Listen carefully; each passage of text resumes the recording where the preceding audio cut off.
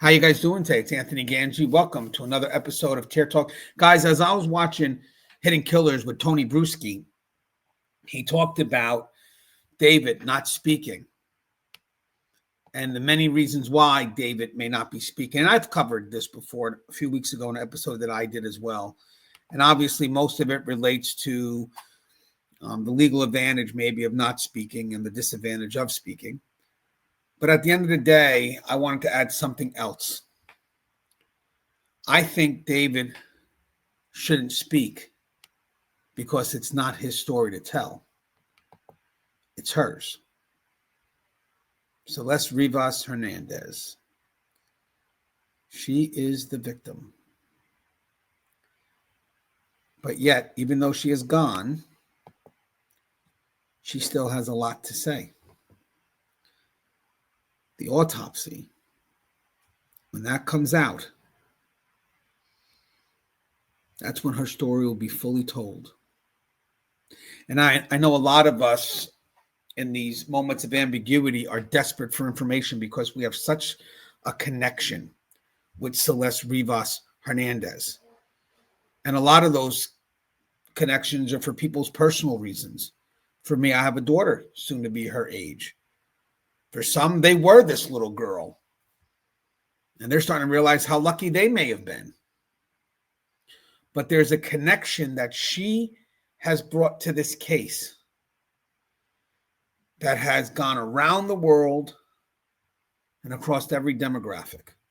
When I cover her story, you get people from LA to the Philippines, people from Hawaii, Brazil.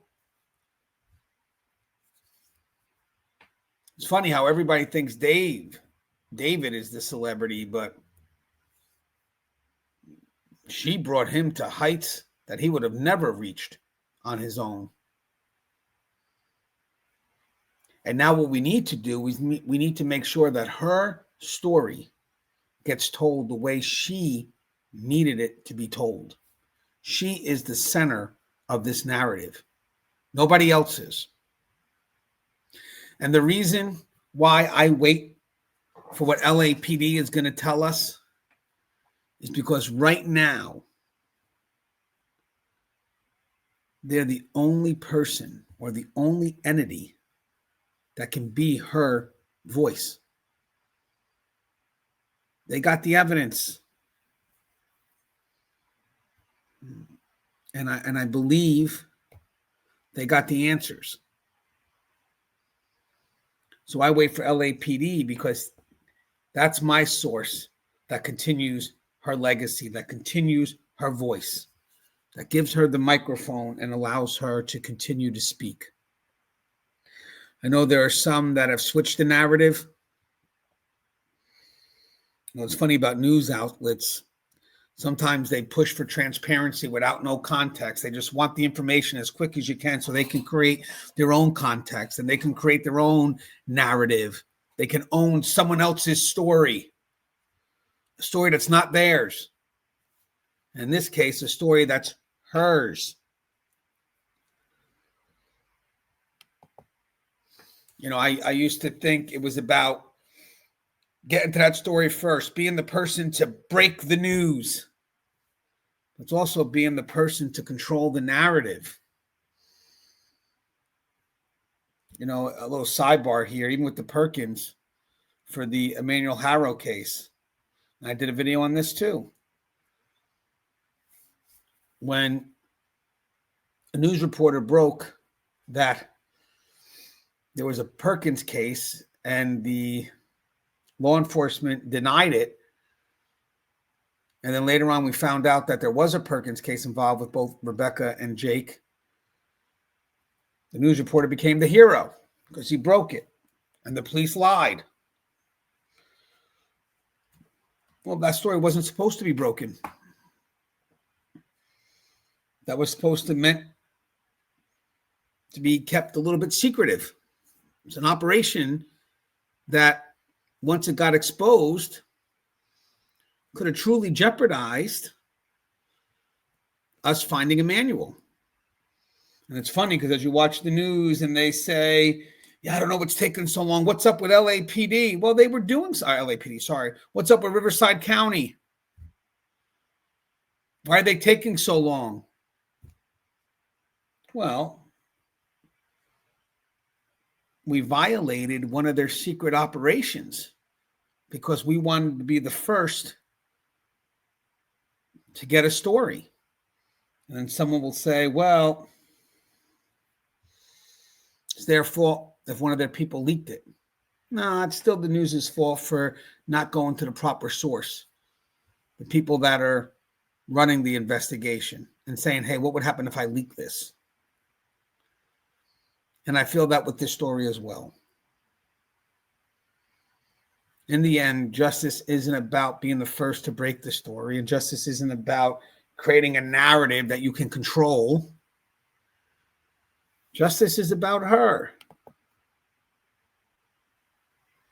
But her letting you know what happened in the last moments of her life.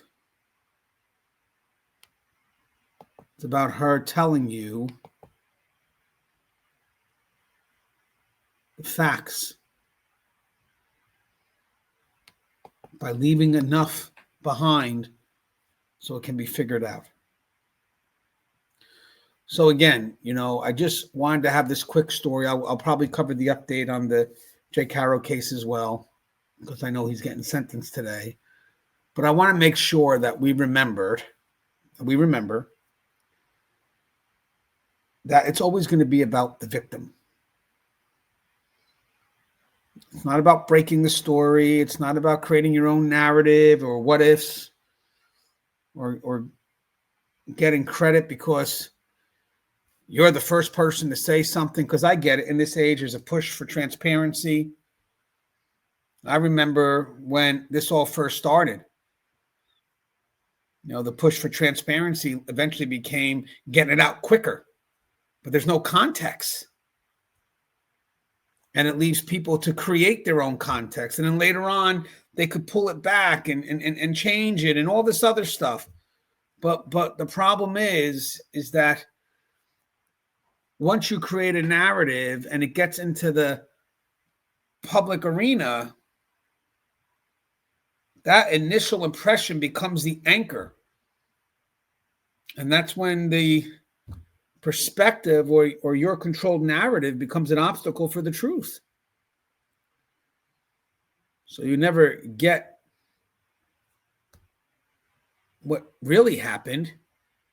You get a subjective perspective that is truly founded on confirmation bias. People that already have a belief, not an idea, a belief that this is what happened. Why do you believe that? Because this news outlet told me. So even when she is trying to say her story, it doesn't matter because the narrative was already created by entities like TMZ. So now she has to scream louder, move through greater obstacles, and then find out people still don't want to listen.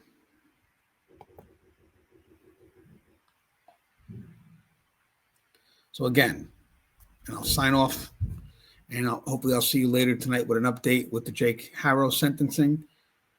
But remember, this isn't David's story. It's not TMZ's story. To some extent, it's not even LAPD's story. It's Celeste Rivas Hernandez's story. And the source that I'm waiting to tell it is the source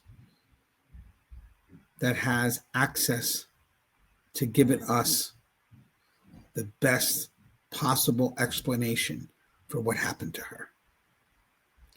So I'm going to wait. I'm going to see what happens after the autopsy. Because the good thing about me and the good thing about many other people who are following the story, who hold true to Celeste's narrative, is that any moment when we feel Celeste is being moved from the center, When somebody else wants to paint them as a victim, we get very defensive. We get very defensive because we know at the end of the day, this story isn't about anybody else but her. It's her story. She wrote it. And everybody else is just a small little interaction in that story. And even though it can create some influence in the story, it's still not their story. So let's wait. Let's see what Celeste Rivas Hernandez still has yet to say. And let's hope in her final words, once we get the results back from that autopsy, she will lead us to justice. Because justice for Celeste is justice for Celeste. As always, guys, stay safe.